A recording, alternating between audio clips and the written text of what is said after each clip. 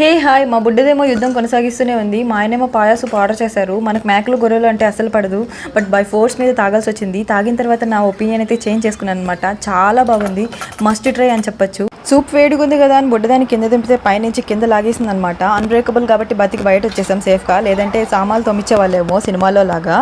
And ఆ పాటికే మాకు కడుపులో ఎలకలు బరిగిస్తుంది. పైన కూర్చోబెట్టుకుంటే చికెన్లో వాట అడిగింది.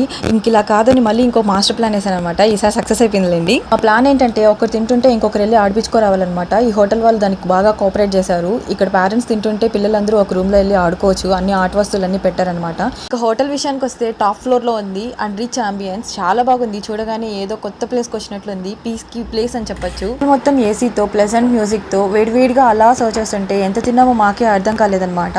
అండ్ క్వాలిటీలో కాంప్రమైజ్ అయ్యేదే లేదు అన్నట్టు ఉన్నాయి ఒక్కొక్కటి. కానీ మీరు కానీ ఒకసారి వెళ్ళునంటే మీ ఒపీనియన్ ఏంటో నాతో షేర్ చేసుకోవడం మర్చిపోద్దండి. Thank you for watching.